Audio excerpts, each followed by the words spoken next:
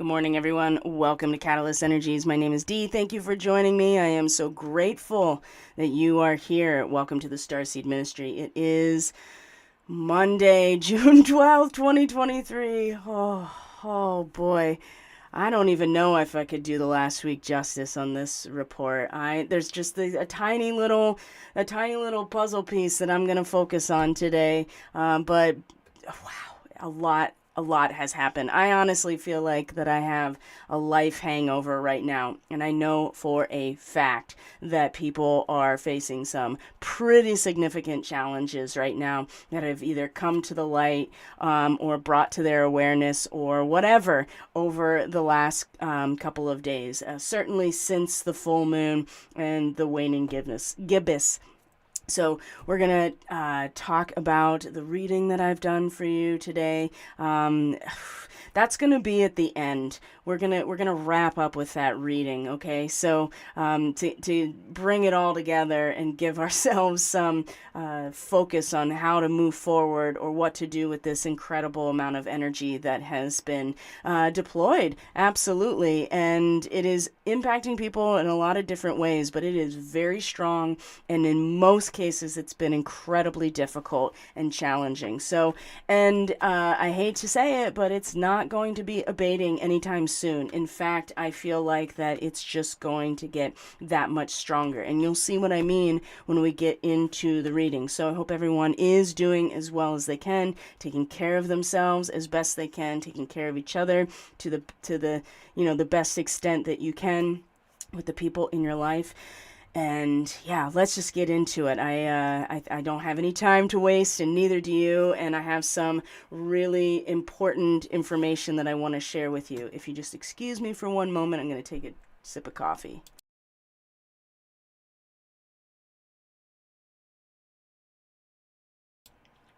And also not cough in your ear. So I'm, the normal spiel here. I'm going to get my promotional material out of the way so that people who are new, of course, if you are new here, thank you for being here. And as always, if you find this content helpful, inspiring, valuable, make sure that you interact with it in some way so the algorithm then spreads it out to a wider audience by subscribing to the channel, hitting the like button, commenting, sharing, all of that stuff. Welcome to those of you who are a part of the live chat. Some new people today. Not that it's new, but people I haven't seen in a while, like Alex K. It's good to see you. Must be that the school season's over. Good to see you in the morning. And of course, welcome to Mama Wolf Memories. Welcome to VZ, who are here on the chat this morning. So, just a little aside.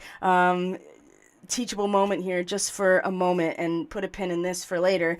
In terms of the background that we have here, when it comes to what we're looking at in front of us, I typed in the phrase gradient wave into Google Images, and I got this really cool image. Now, I just want you to notice the directionality of this so-called image of a gradient wave. If you notice that it is moving directionally along latitude, along horizontal plane, and that's important. So I'm going to leave that there, but that's what I typed in, is gradient wave, and this is one of the images that came up, and I thought that would be a nice background to use. So the solstice is upon us, okay? So if you are interested in your seasonal forecast for June to September for the solstice season, you can book that directly from the link in the description box below. A 60 or 90-minute recorded reading based on your personal chart. The Starseed astrology, I'm still offering all the Starseed readings for sale because, I've been pretty transparent about it and direct, and I'm going to continue to do so because I am watching it in real time. I'm experiencing it in real time. I am, observing it, and I know other people are too. That the starseeds are now being directly targeted. It is happening, right? And there's a lot of ways that is happening. Now, there have been I would say there are opportunities that have been presented that may have been painful and very difficult to come to terms with, but also too that it feels like a divine intervention, that there are things coming into life that are a cycle of completion or something that has come to an end, which is making the possibility of renewal. But without this cognition about being, number one, being a starseed, what it means in your chart in terms of the actual energetic frequency coming off of these fixed stars related to the geometry of your natal chart. If you don't understand that, and I'm telling you, the people who don't even really relate to this, or they are not cognizant of either their charts, their starseed origins, and what that means for them, I'm watching it in real time. They are struggling. They are having a really hard time without awareness, right? It's happening, okay?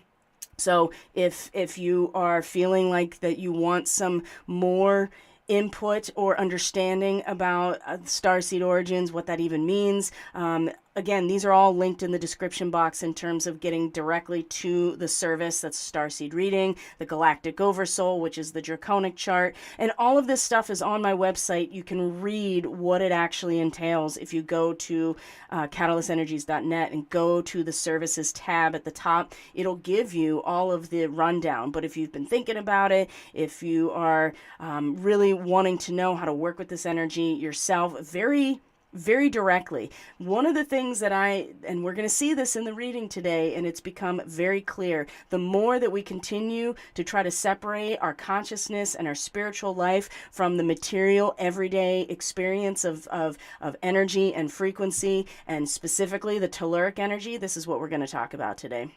The more that this stays separate, the more difficult it's going to be. People need to start really becoming very aware of how these things are directly linked to each other, and that they are interacting, right? And so it is not something that we relegate to a separate place and then we kind of live, our normie life or whatever, right? These things are interlinked, whether you like it or not, and it is impacting all of us in that way. So if you want to understand it better, all of these readings are directly linked in the description box below in terms of booking them. They're already discounted. If you're part of the Starseed Fellowship and you are a monthly member, you apply your 10% discount code to both of these and you get it. Now, not only is the solstice upon us, but the new moon in Gemini is right around the corner as well. So if you are a Gemini person, sun, moon, or rising, you want to get the lunar transit forecast looking at the month ahead for you as a Gemini, sun, moon, or rising.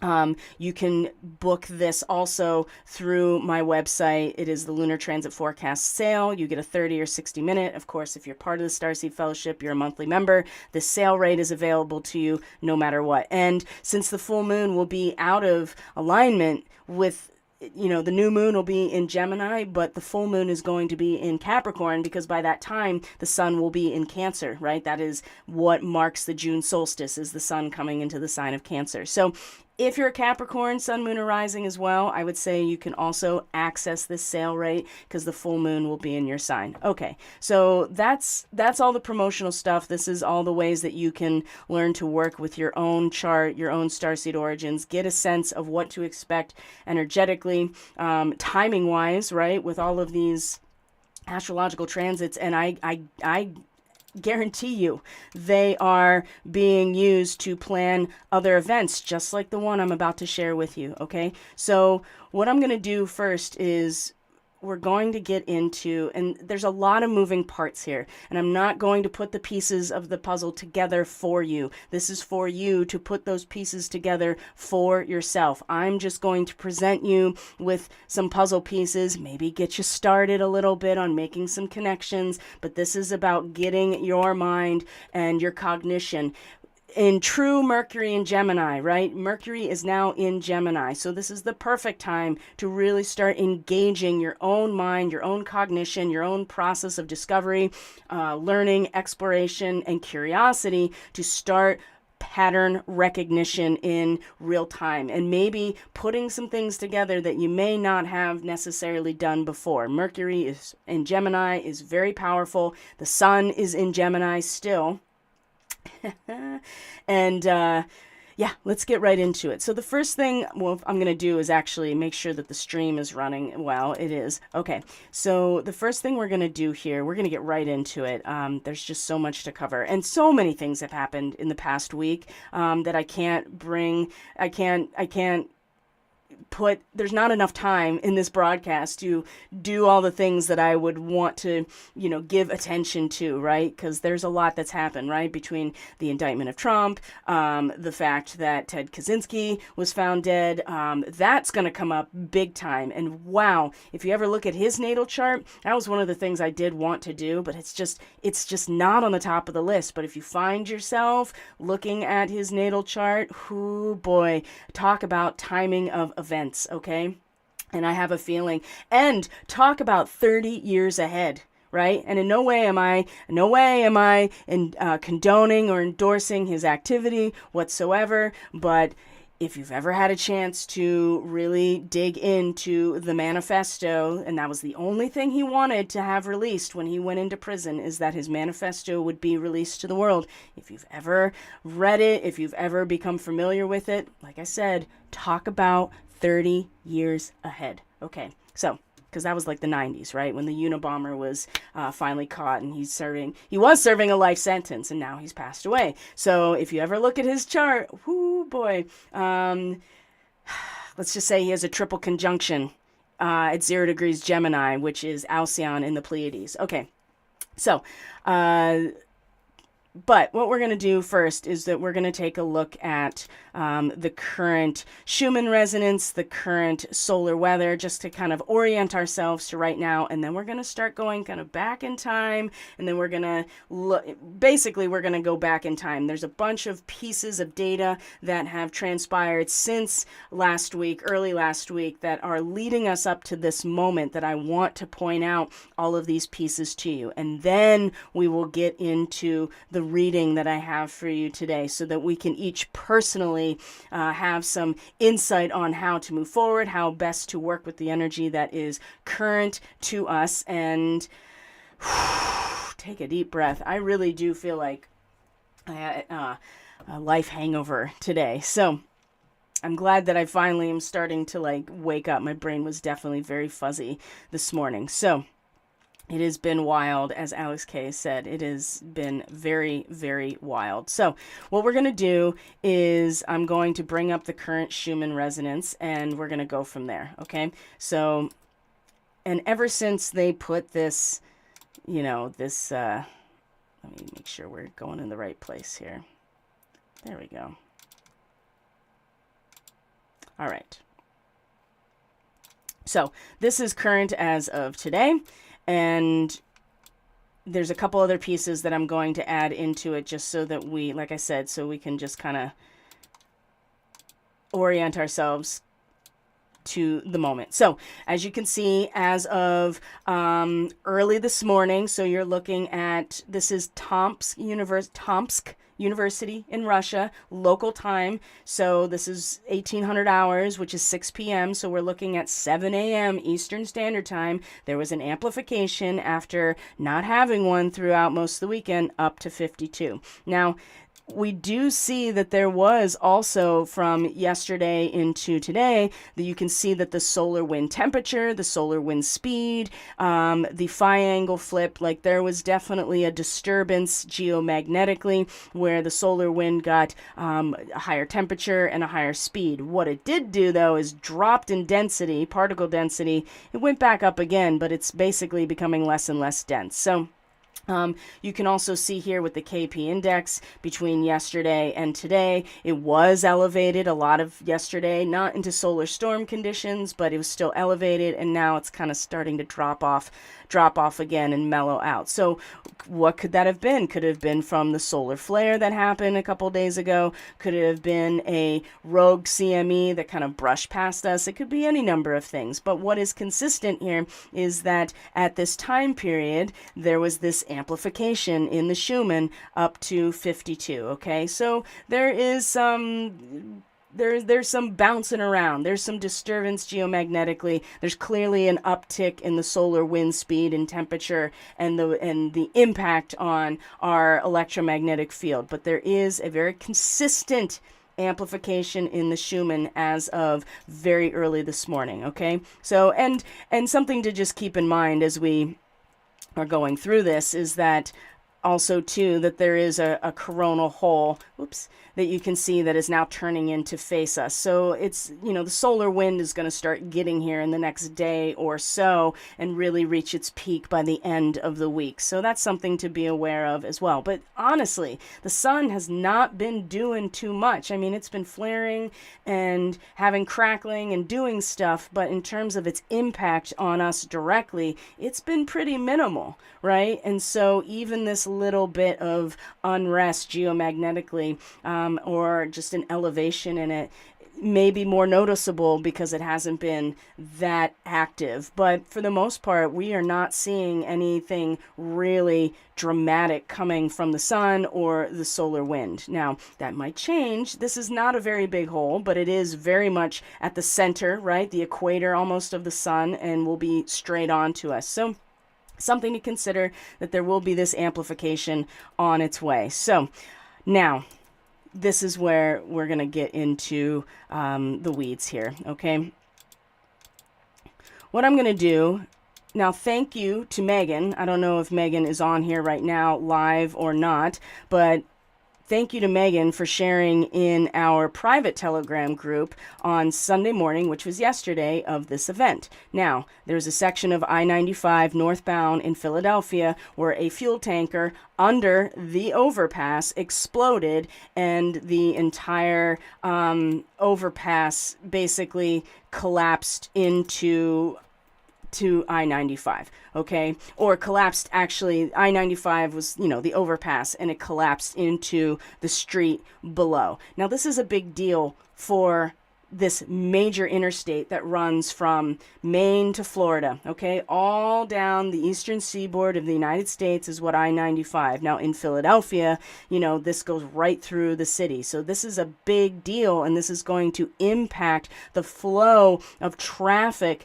through Philadelphia and on I-95 for a long time. This is not going to be fixed anytime soon. You can see that they blew up the bridge that then collapsed down below to the local traffic. So this was at 6 a.m. Eastern Standard Time yesterday morning, Sunday morning, okay? And we're going to look at the astrology. We're going to go back and look at some other events astrologically as well, and make these connections to understand that this is not relegated to the realm of just your spiritual consciousness, that the energy frequency from the light and the luminaries in the geometric configuration has an impact, and is part of the mathematical algorithm of these events being initiated and planned, okay?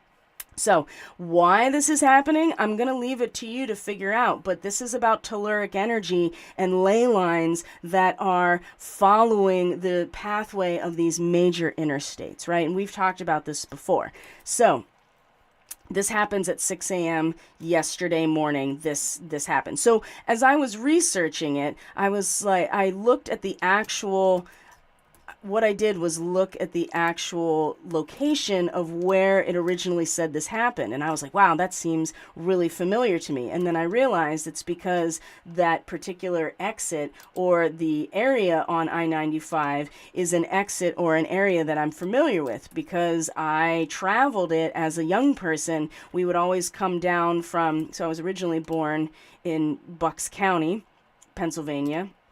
And let me find it here. I want to make sure you guys see where I'm talking about. So this up, where did it go? Newtown, right? That's just west of 295, which is, you know, comes in and meets with 95. Remember, 95, Maine to Florida, all the way down the East Coast, okay? Huge interstate. So when I was a kid, I was born in Bucks County. I lived in Newtown up until I was about 10 years old. This is where my dad's side of the family has been from for generation upon generation. So we would drive down this way to go down to this area of Croydon and Bristol, right? And I'm actually going to bring this out and show you Bristol Township. There we go. And I want to make sure that it's actually designated so you can see. Let's see here, right? Can you see it? Here's Bristol Township. So we would drive down and then to go see other family. So this is where my mom's family, for centuries, Bristol, Croydon, Levittown, this whole area has been settled by my maternal side for centuries. Declaration of Independence, right? 16 to 1700s, okay? My family has been in this and continues to be in this same basic area. Okay, so we would travel down 95 to go to other family that lived more in the city. Okay, so I was like, that's really familiar. So I decided to look up this area of where this happened. Okay, so it's right around this general area. So this area where it says Torresdale, let me make sure you can see it, right? Where it says Torresdale, right up here, and this interchange right here. It's between this interchange and down in the Tacony area. It happened. And so Cotman Avenue, I think actually is this this road right here where it says 73. And you can see it right here. So somewhere in between here is where it blew up. So this is going to have a huge impact on the flow, like I said, of traffic and of the kinetic energy going up and down 95, because now there's a huge blockage, essentially, right? It's going to have to be rerouted. There's going to have to be detours. It's going to take a really long time to fix this. Okay, so now let's go back up here to Bristol Township, because this is something that is relevant. Now, do you remember, maybe you do, hopefully you do, at the end of March 24th, there was a chemical spill in the Delaware River, right in Bristol Township.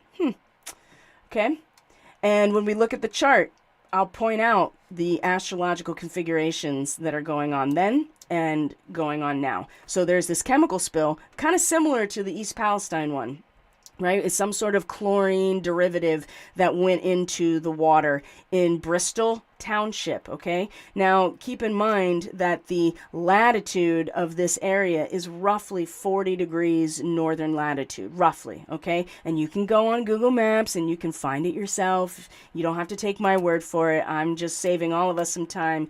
I'm not pointing out every single data point that I've already researched, but you can go and look at this yourself. So at the end of March, there was the chemical spill into the Delaware River that flows all the way down 95 through Pennsylvania and Jersey, follows the Delaware River, okay?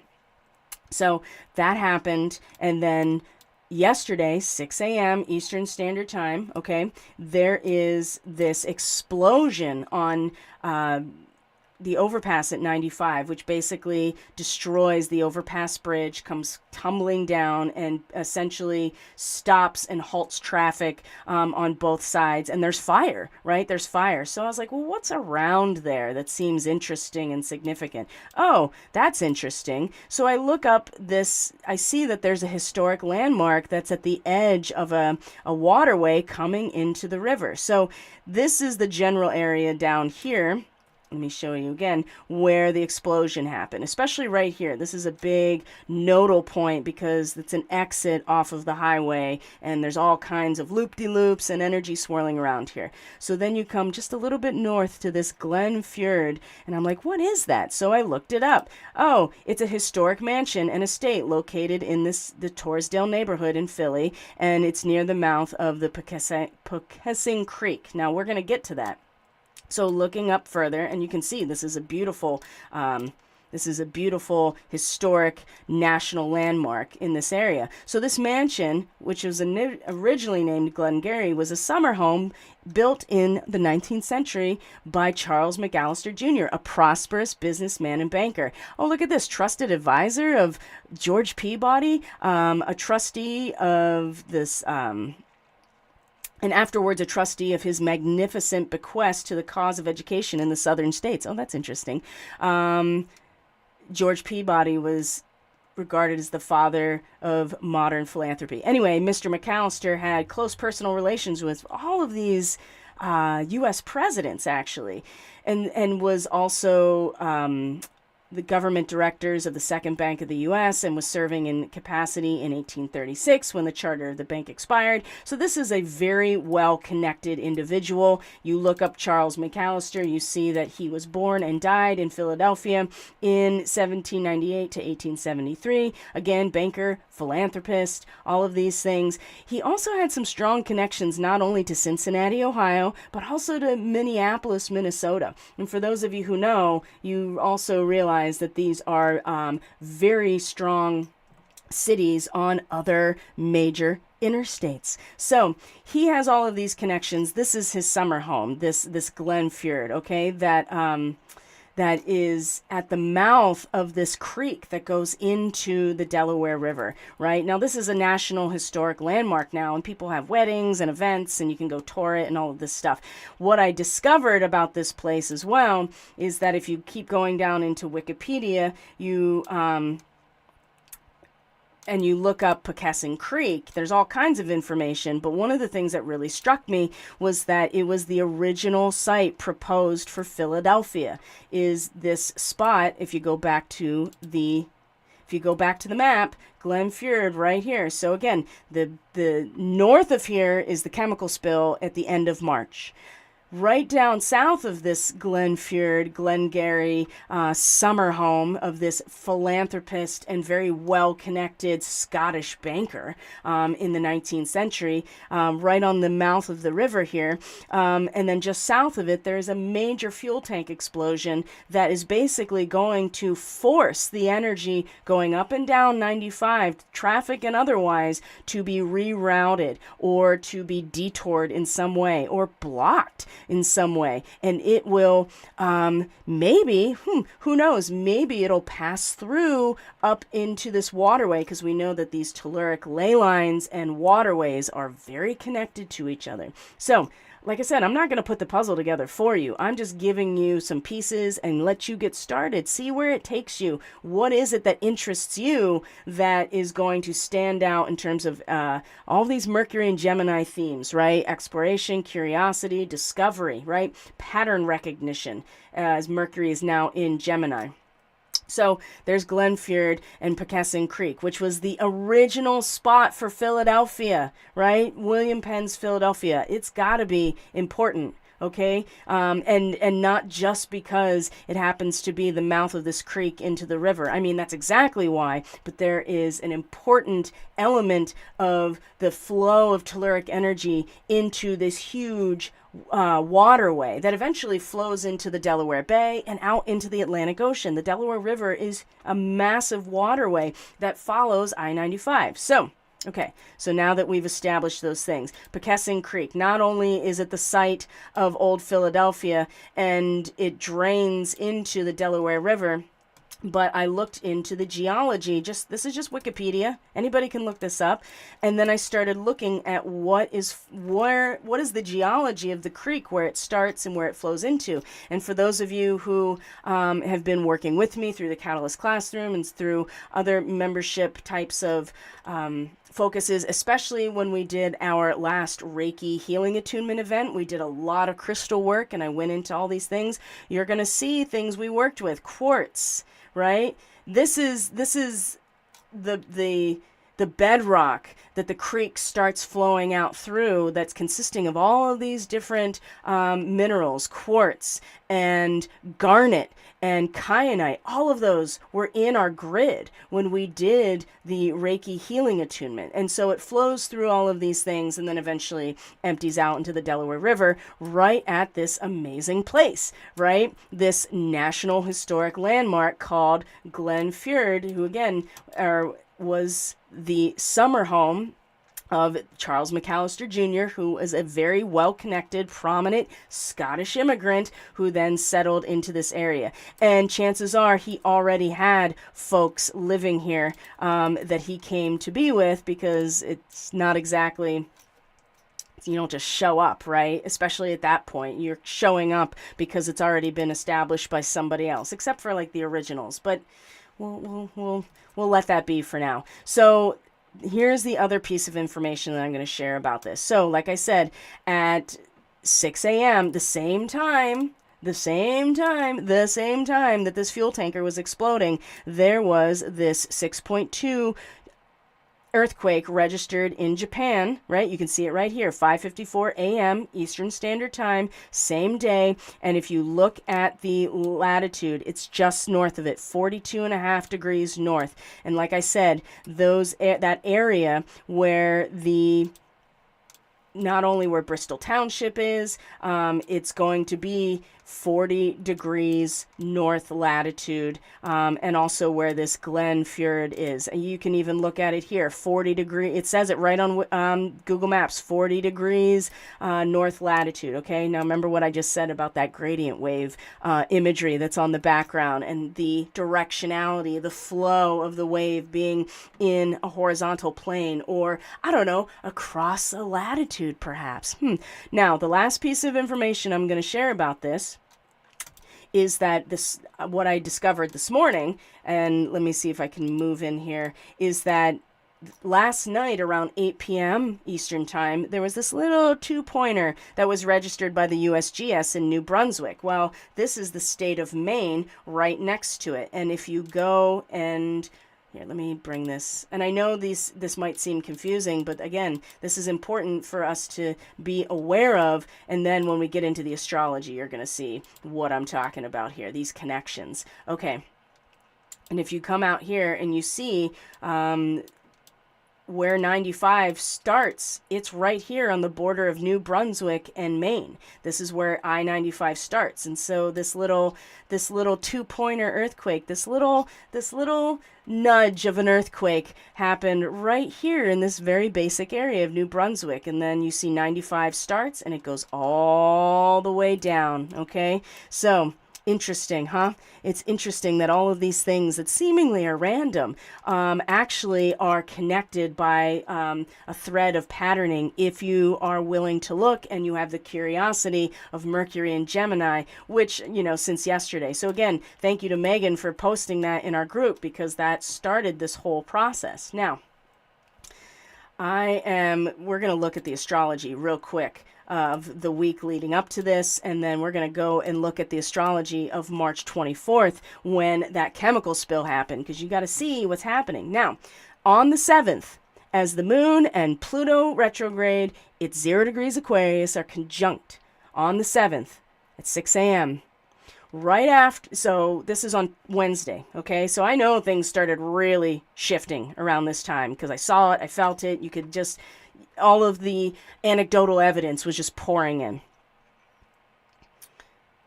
So right after this, an hour after this, the Schumann resonance did something that I put on my public telegram for Catalyst Energies. It amplified to 120. Now, we have not seen this in a while, right? We get up to 50, may get up to 80. I have not seen it all the way up to 120 in a long time, okay? This happened right after the moon crosses that conjunction with Pluto retrograde at 0 degrees Aquarius. Now, Pluto has since come into Capricorn. Now, what I'm going to show you, if we go to, and so we had our 3rd quarter moon, everybody was getting tested in their crisis of consciousness and ideology, all of those things. And there's so much astrology that's coming this week for the weekly astrology report for the monthly membership. The Gemini new moon is on its way, so that content will be coming out publicly. And of course, we're going to do the solstice report. So I'm not going to get into the specifics right now of the weekly astrology, but what I am going to share with you is what happened on the 11th at 6 a.m. Well, look at that. The moon just came off of its conjunction with Neptune in Pisces, and Mercury and Pluto are an exact trine together as they are, as Pluto has now come back into Capricorn, and Mercury is in conjunction with the Pleiades, just coming off of Algol, and is about to be conjunct Alcyon, which is 0 degrees Gemini. And remember what I said about Ted Kaczynski's chart? He's got a triple conjunction right on 0 degrees Gemini. So interesting, too, that his death was just announced as well. I think the day before, maybe, on Saturday. I can't remember exactly the timing. So this is happening at that moment, 6 a.m., this exact trine to Pluto,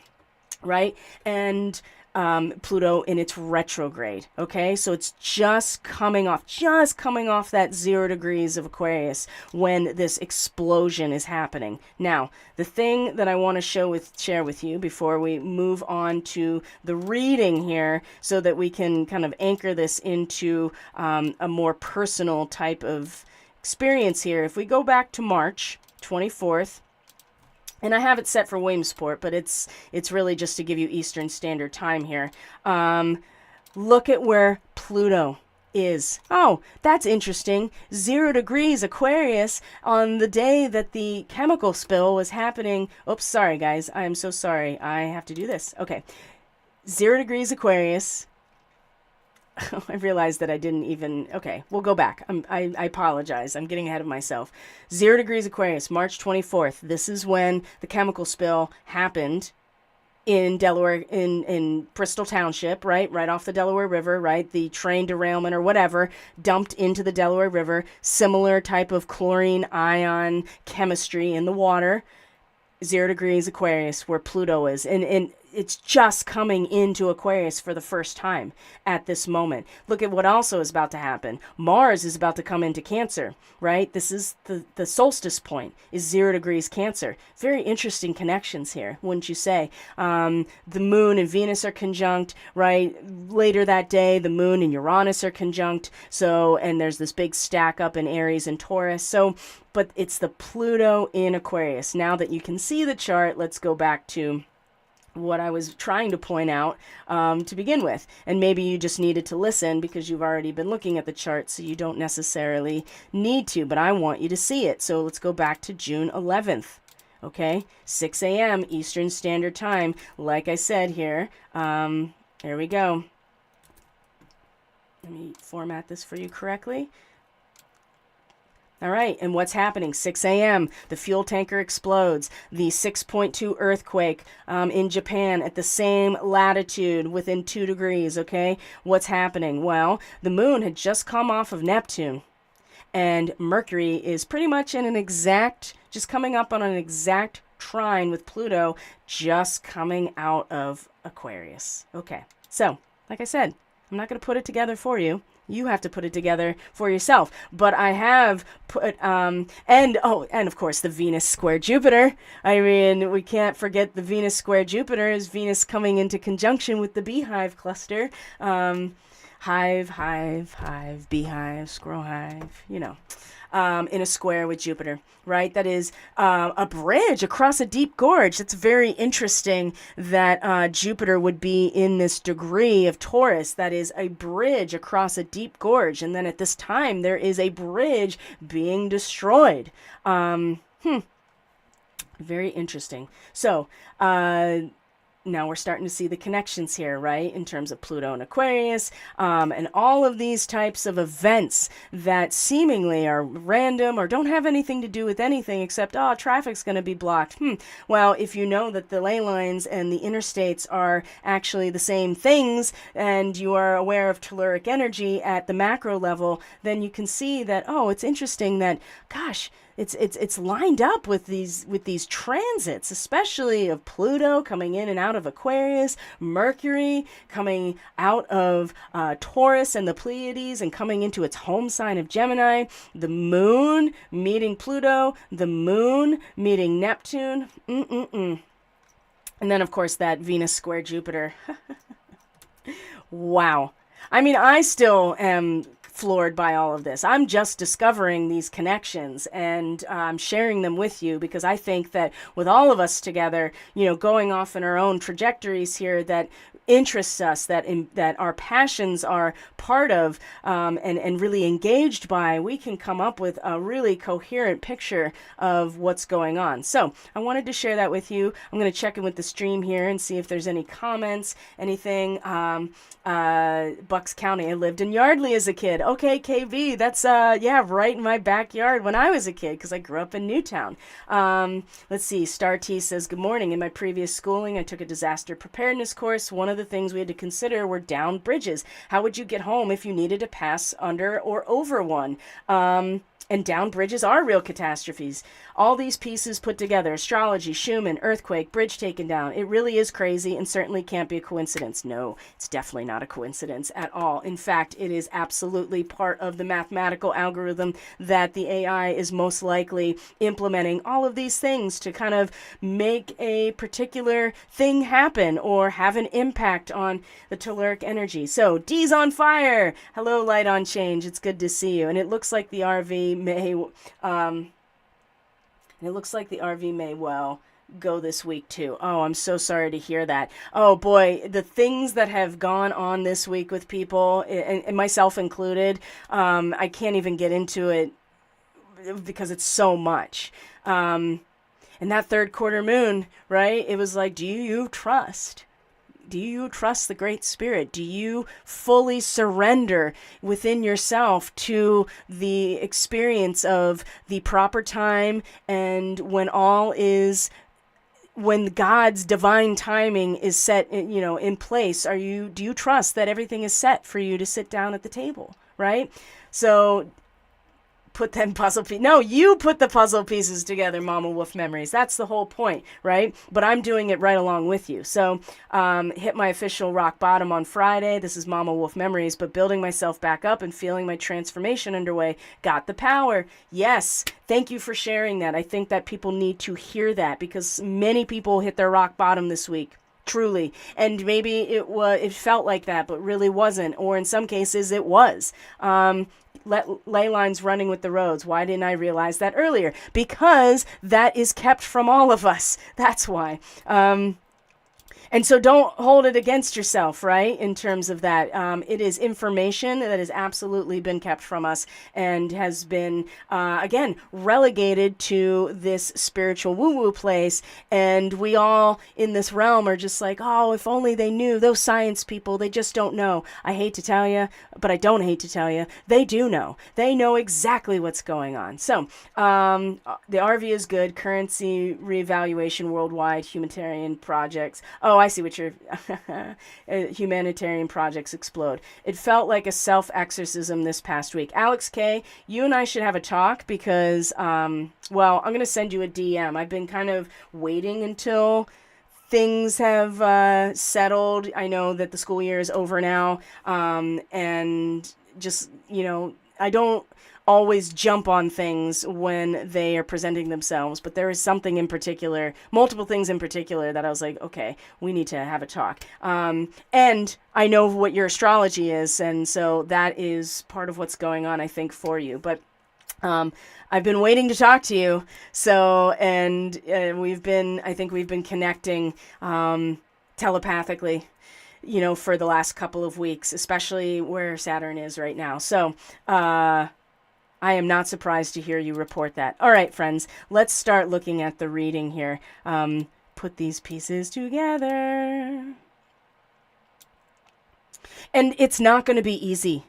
That's the other thing. And I know that it's with this completion of something that allows for renewal. But what we're going to see is that there's still a struggle with the integration of the full moon energy. And we're collectively, not everybody, right? And so for those of us who are been very easily working with that or consciously working with that and are well aware of the need to integrate seeming opposites through a transmutational process, maybe we can help people along. Maybe we can be of assistance, right? That's what I'm doing. And believe me, I have my own shit that I'm dealing with right now, just like the rest of y'all.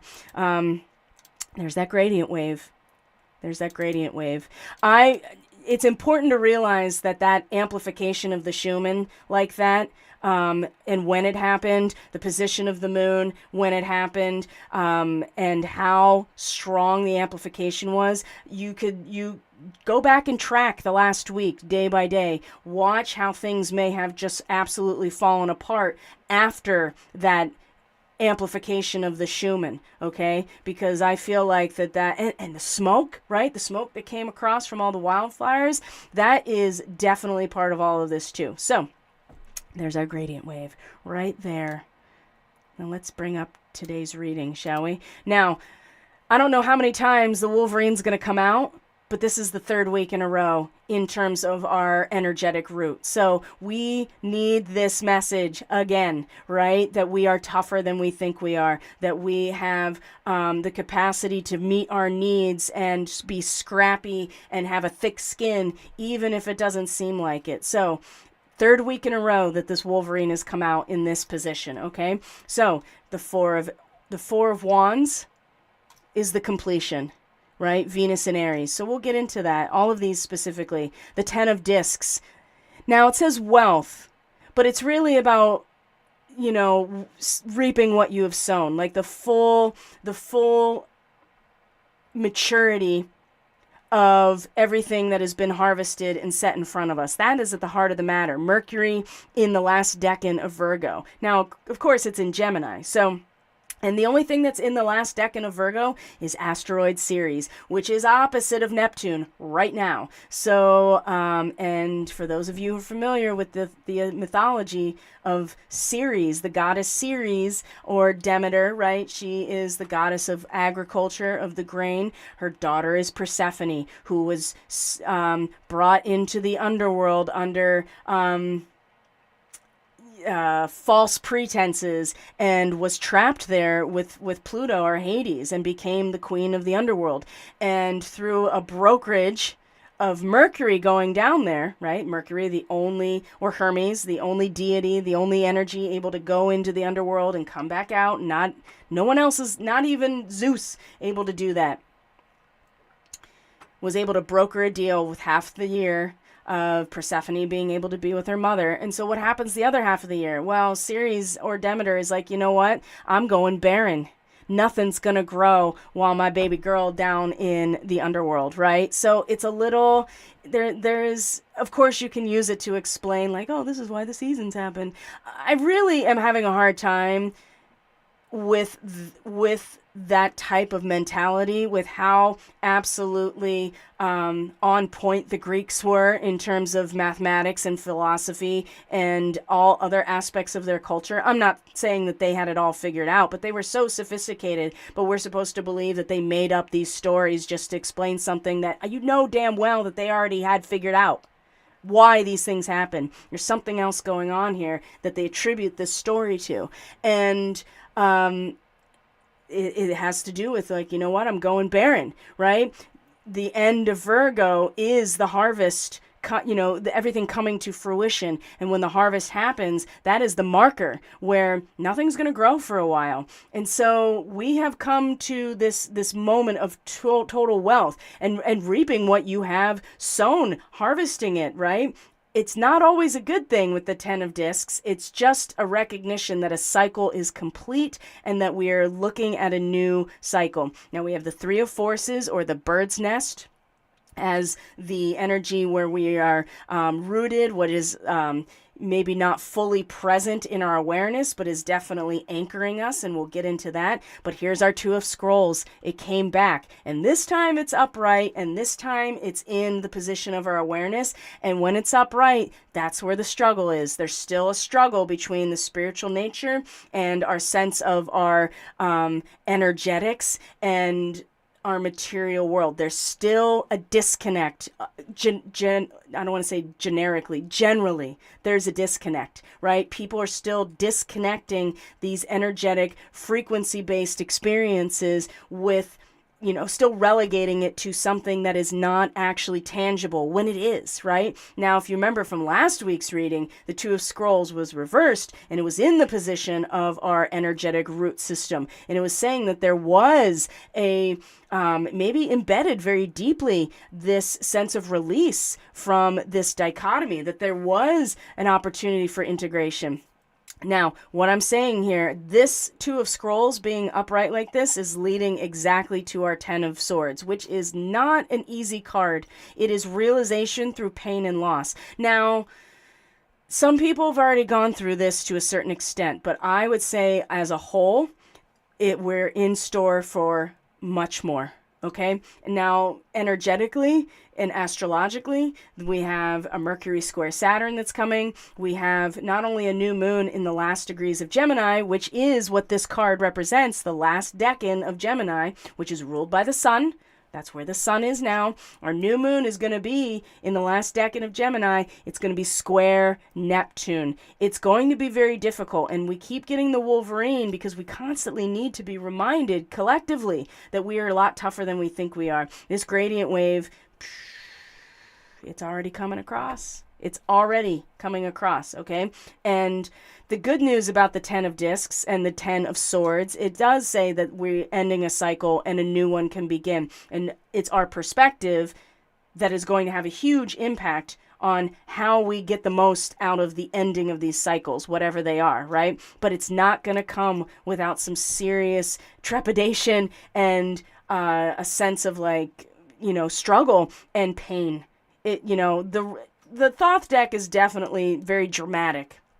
Okay. And part of that is because, if you look at Crowley's natal chart, for instance, he was a Leo rising right on that beehive cluster. So his flair for drama, in many ways is situated very much into his natal chart and connected to that beehive cluster. And so when you see a lot of the imagery on the Thoth tarot deck, he was not the artist, but he was the writer of all of this. And he created, the imagery and the book of thought. He wrote the book that is related to the deck. It is dramatic, but it also suggests that if you continue to just work, and this is going to be very difficult with Mercury and Gemini now, it will require us to kind of take ourselves emotionally out of the situation so that we can recognize the patterns. And that's going to be a little bit easier, I think, when the sun comes into Cancer. But we will have to be very clear about where we are going to commit ourselves when that happens, right? And that goes back to what happened at the end of March when Mars was coming into Cancer and Pluto was just coming into Aquarius for the very first time, and you had that chemical spill in Delaware, into the Delaware River, and that's just local to here, but that matters to me because this is my backyard. This is obviously, by population and by my own genetics, very close to me as a person, as a physical person, and how things are planned in terms of that population density and DNA, and so it matters to me, which is why I'm pointing this out. But this deployment here is going to be all over the board, right? It's going to be across.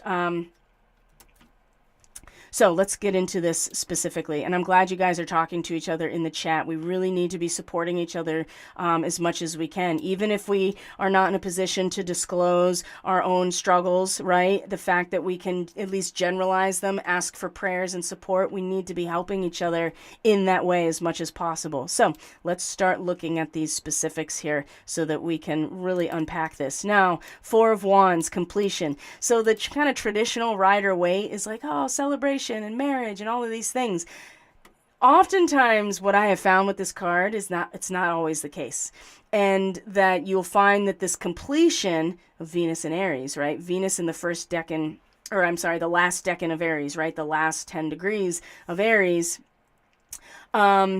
is oftentimes something does come full circle when it has to do with our creative output, our action, transformation. Something has come full circle and it's very balanced. You can see the flame in the background, but it's all the wands, and you got birds and you got the ram. It's mostly the ram and the bird. And so you kind of have this Aries Libra energy that is coalescing into the center of this completed circle. So when we look at specifics about this card as a causal factor, there is an establishment of right order. Something has completed and gives us the possibility of starting something new. And it doesn't mean, it's not the same completion as the tens, which is totally different. This is about something coming full circle in terms of our own creative potential, our own potency, our own desire, right? Something has been righted that was out of order, right?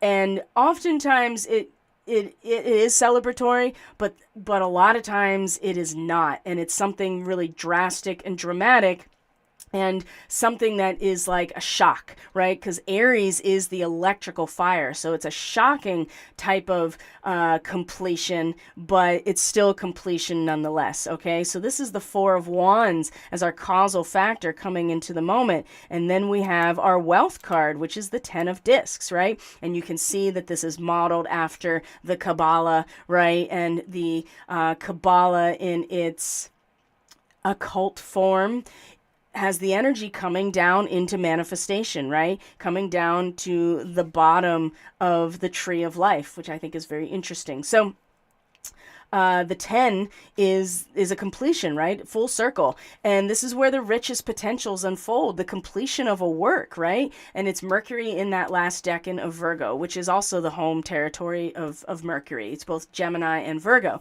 So this is the manifestation of the fruits of our labor. This is the moment here. And so there's a lot of energy that if we do not use it constructively, it will be led to destruction, right? Kind of that chaos energy that will seemingly chaos, but really it's just a rerouting of, oh, that's interesting, a rerouting of energy that's for destructive purposes, or it will be destructive if it's not rerouted where it needs to go. Now, this doesn't mean that this is bad. This just means that the richest potentials of the moment are unfolding right here, right now in the heart, okay? And so it can come out of a celebratory type of completion. It could come out of a more dramatic, like, oh, something that was very wrong has been righted. And again, there is a personal completion out of maybe shock, that is transforming us, but it's also coming into this moment of a very physical, material completion. And wealth is something that we all strive for, we all want. And wealth is the accumulation of the fruits of our labors, right? And so it depends on what our labors were, depends on what we're doing in that sixth house, right? What are we doing? Are we disciplined? Are we practiced? Are we putting one foot in front of the other? Are we actually putting the time into cultivating and reaping what we've sown? Those are all questions we're all going to have to ask ourselves, right? But this is the heart of the matter in a very material way, that something has come to completion and all of the energy of our works is unfolding in front of us, okay? Now, I like this bird's nest as our energetic root here, the Three of Forces. Now, remember, the forces in the Akashic Tarot are also action. It's the fire energy. Remember, we had our King of Forces at the top of our reading last week, right? And so the Three of Forces is the bird's nest, indicating there's a force of creativity and expansion. And so whatever has completed, whatever has come to fruition and unfolding at the root energetically, it's time to focus on starting new things or expanding. Now, we may have to build the bird's nest, right? And if you notice, the bird's nest is very high up in the tree. There are babies that are being fed by the mama. It's very Cancerian. And of course, the moon right now is in Aries, within, leading up to the next new moon. And beyond, it's going to come into Cancer. But you also see the metamorphosis aspect of the butterfly. So this is rooting us into a dynamic process of expansion and creativity. This is where our power is really coming from, that we are transforming quite physically and creatively and through our action, the Three of Forces. And of course, the three is that number of synthesis, right? So, but this is where we're struggling. The Two of Scrolls. Now it's upright. The two worlds. The Two of Scrolls. The scrolls are the Gemini or the swords energy. And it is difficult with Mercury here now because we are kind of just like back and forth, right? We are observing the bits of information. We are taking in empirical data. We are looking for the patterns. We haven't necessarily analyzed them yet. That's more of the Virgo thing, but this does suggest to me that the conflict between the quote-unquote outer world and where spirit directs us, we're still having a hard time with, because there is a polarity that we are not putting together, and we're experiencing the polarity even more. And maybe that is the push-pull that is going to force us to integrate these two aspects. And when we realize that there's no separation between the spiritual pathway and the material world, when the whole point is integrating these things together and not picking, the purely material, which is Ahrimanic, it is the satanic scientific materialism, or the Luciferic, which is all in the higher chakras. It's all in the knowledge. It is not grounded in something material and living on earth, right? There's still a struggle. We're still struggling. And I think maybe even the struggle is part of the dynamic energy that is going to kind of bust this wide open. And it will come through the Ten of Swords, which is ruin. So at least we know that the effect of all of this is some sort of mental cycle coming to an end. So when we get the Ten of Swords, number one, Sun in Gemini, the third decan, which is where the sun is right now, is in that last 10 degrees of Gemini. The development of human intellect has reached its last step. There's endless fighting. Endless fighting ends with destruction, right? So as the two worlds dichotomy continues to bounce off of each other, and even Mercury in Gemini is now kind of making this even more pronounced in terms of the way that we work with it, it's not as bad with Mercury. It's the sun here that when we are sustained by this dichotomy, when our energy is, when our vital energies are connected to this dichotomy exclusively, this is where it reaches that point of destruction and endless analyzing, endless fighting, endless back and forth.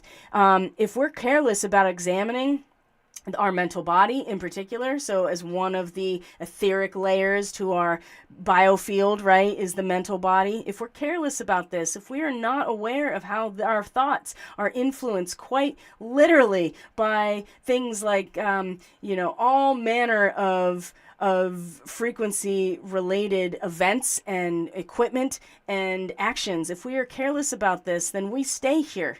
We stay in this cycle of the two worlds, right? And we're caught in a loop.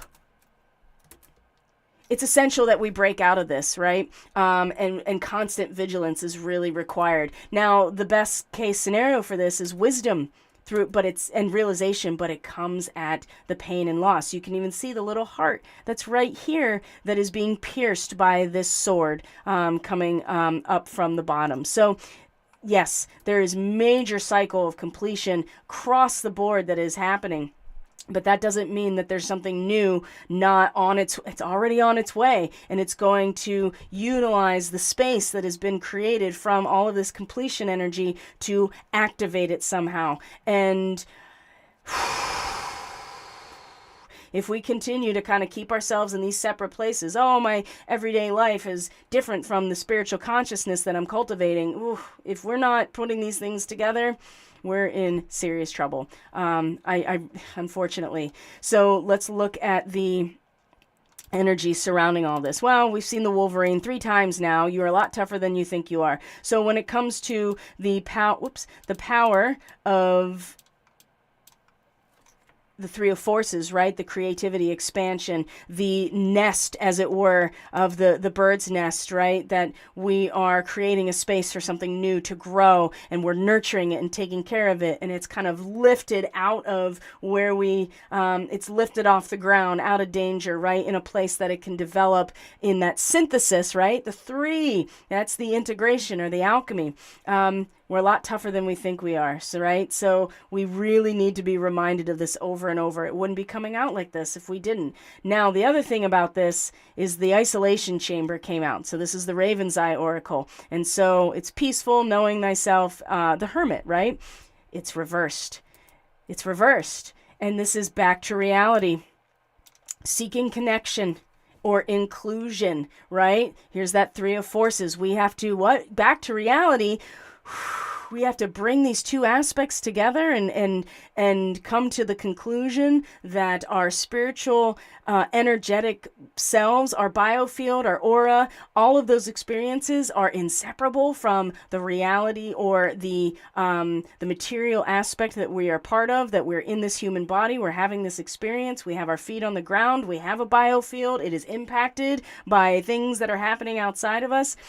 It's very necessary in sometimes to take that step back. And we've seen the isolation chamber come up upright before, of just like, you know what, you take a step back, you know who you are. You are not isolated, although this says isolation chamber, but you are taking the time to discover who you are and getting into your own inner realm. This is now in the reversal, is like, it's time to get back to reality. It's time to start making connections. It's time to literally start making alchemical connections in terms of where our energy is really coming from. And one of the best ways to do that is hook into that Earth Star chakra, quite literally, from your energy field, and allow it to bring that oscillation up through your spine and your cerebrospinal fluid. It's a very physical sensation. You don't have to visualize it as much as feel it, right? So, but this, we got to come out of this now, right? We have to actually start synthesizing this material. And that's difficult to do, right? Because we want to kind of hide in the isolation chamber. And so the Wolverine is like, no, you're tougher than you think you are, right? You've got a thick skin that even snakes can't bite. That's a Wolverine. You have these claws that will tear into anything and run off the actual predator that killed the animal. The Wolverine is a scavenger. It comes in and chases off those huge cats. And it's like, no, this is my meal now.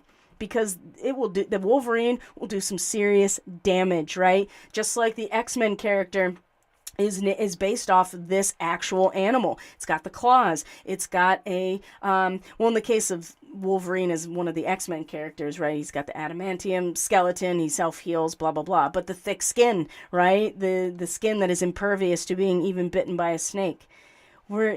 We are tougher. And so maybe we create, that womb or that Cancerian thing around us that's like a nest, but in the nest is where we are nurturing and taking care of these new synthesized ideas, and not necessarily living exclusively in this dichotomy of like, well, there's my spiritual life and all of this stuff, and then there's what's going on out there. Those things are not separate. And maybe they were at one point, but not anymore.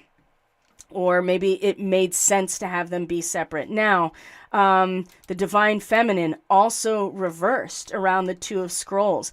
Now it says Divine Feminine energy, right? The call to be, creation, expression. Now when this is reversed, it talks about confusion, a shell that won't crack. Oh, that's interesting. A call to be silent.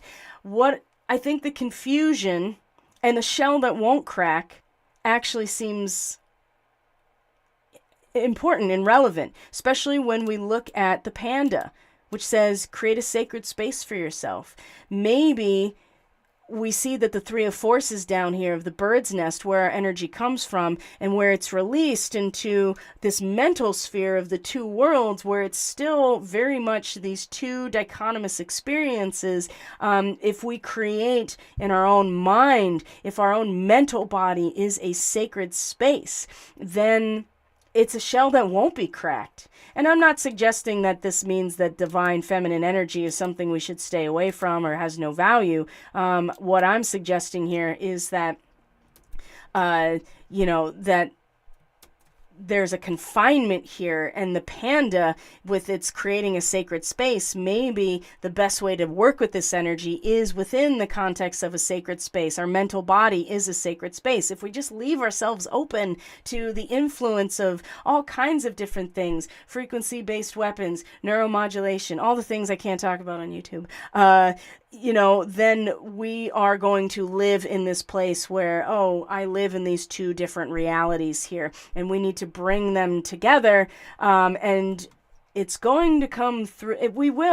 There will be an end, and we will have to put down a root system at the solstice. That is what it always means. 0 degrees Cancer is basically a decision that gets made. And back in March, right? When Pluto first came into Aquarius and when we had that chemical spill in Philadelphia, that was also as Mars was moving into position with 0 degrees Cancer. And that was much more of a warrior energy, establishing itself in terms of what am I protecting? What is vulnerable that needs to be protected? Family, a sense of inner power. And also the push into that area as well.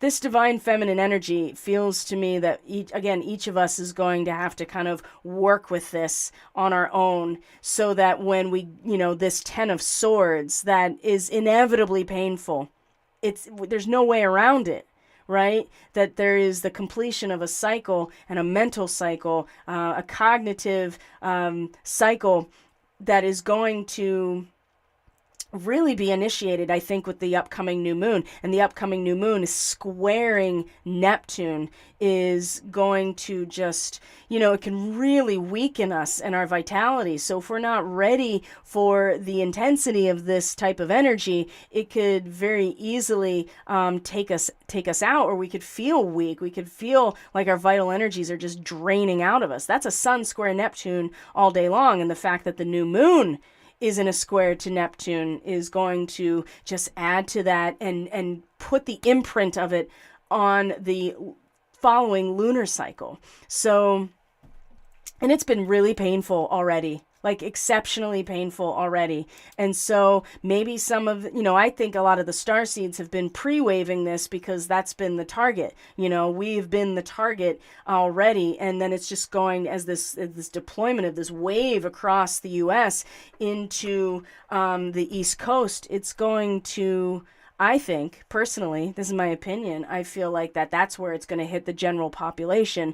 And all of the people who are starseed oriented that have been negatively impacted and not working with it consciously, they're going to get taken out by this gradient wave. And it's already happening. And I don't enjoy being, in a position to share that. And it's not that I don't relish that at all. It's really, really sad and in some cases devastating. But for the people that have been working consciously with this and facing the painful realizations that have already been coming up, I think that there's a lot here to keep the momentum going on that front, to take responsibility for our mental body, for the panda to represent that, to represent that sacred space, and that our mind is a sacred space, and that when we can integrate and synthesize these two aspects of ourselves,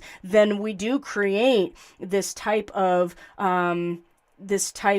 shell that can't be cracked. And the divine feminine energy, for as powerful it is, it also is a permeable membrane in a lot of ways. And so how do we do that like a womb that is completely protecting our minds and our cognition and our consciousness and our mental body without shutting ourselves off, right? The isolation chamber. It's pretty clear that we're not supposed to be doing that right this second, that we need to start coming back into reality, facing reality, and not bypassing it by going into what we think or assume is just a purely spiritual place. And it's not to say that these practices are very important, but they are very related to what's going on out there. And we have to start really being mindful and living that way, because it's going to be necessary. It's going to be absolutely necessary moving forward. So, like I said, astrology-wise, there's going to be plenty of that specifically coming up this week. So I'm not going to go into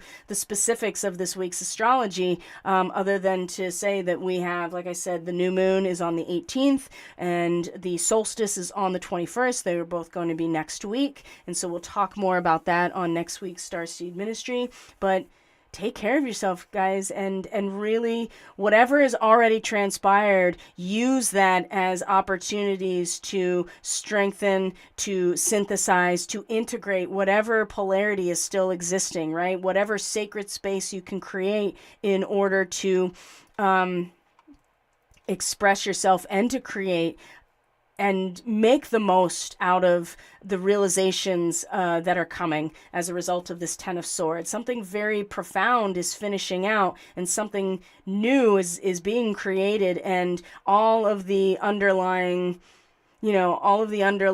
framework has already been put into place, but that doesn't mean that we can't have an impact. We don't have to be victims of anything, but as long as we're aware of what's happening. So I'm going to check in with the stream real quick as well and see if anything else is going on. If anybody has any questions, because I'm going to leave it here for today. Last week was hard, very hard. And it sounds like Alex K and the self-exorcism, it seems like people are really identifying with that. And that scrappy Wolverine energy, Star T has got it.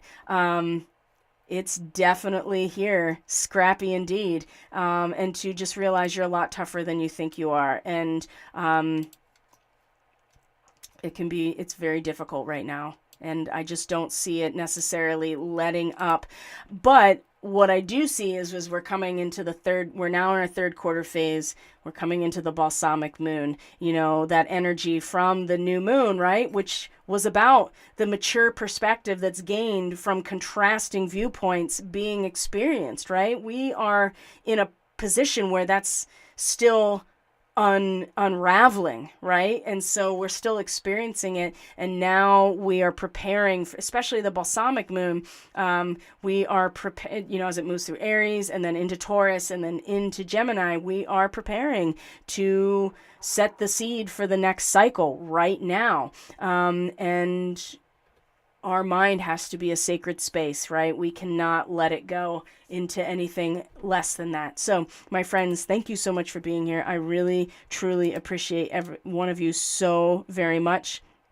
Just remember that I have the offerings available for the solstice. I have the offerings available still for Starseed readings. They're all discounted still on my website.